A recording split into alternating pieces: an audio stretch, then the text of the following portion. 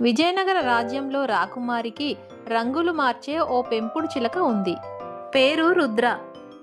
ఒకరోజు ఉదయాన్నే అంతఃపురంలోని పంజరం నుండి బయటకు వచ్చిన చిలక దగ్గర్లోని వనంలో విహారానికి వెళ్ళింది. చాలాసేపు విహరించిన తర్వాత ఒక చెట్టు కొమ్మపై వాలింది. పక్కకు చూస్తే భీకరాకారంతో ఇద్దరు యమకింకరులు చెట్టు కొమ్మపై కూర్చొని మాట్లాడుతున్నారు. ఏరా, ఏమిటి రేపటి మన కార్యక్రమం అని అడిగాడు ఒక కింకరుడు. రేపు పెద్దగా పనేమి లేదురా. విజయనగర రాజ్యం అంతఃపురంలో రుద్ర అనే రంగులు మార్చే చిలక ఉంది. రేపటితో దాని ఆయువు తీరుతుంది. దాని ప్రాణాలు తీసుకురావాలని యమధర్మరాజు గారు ఆదేశించారు అని చెప్పాడు మరో కింకరుడు. చిలక ఆ మాటలు వింది. వామ్మో, రేపటితో నా ఆయువు తీరుతుందా? అంటే ఈ యమకింకరులు నా కోసమే ఇక్కడకు వచ్చి కాపు వేశారా? ఇక్కడే ఉంటే వీళ్ళు రేపు నా ప్రాణాలు తీయడం ఖాయం. ఎలాగైనా వీళ్ళ బారి నుంచి తప్పించుకోవాలి అని నిర్ణయించుకుంది చిలక.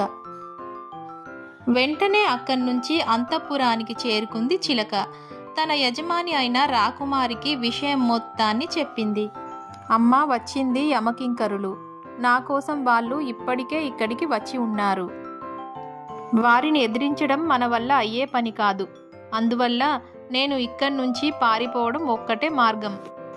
మన రాజగురువు గారితో మాట్లాడి నాకు అత్యంత వేగంగా ప్రయాణించే శక్తిని ప్రసాదించమని చెప్పండి. అది చేస్తే చాలు.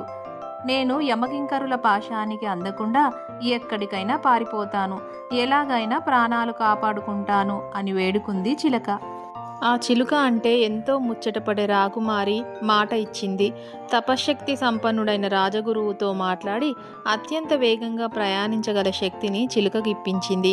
అది లభించగానే చిలుక అత్యంత వేగంగా ఎగరడం మొదలుపెట్టింది.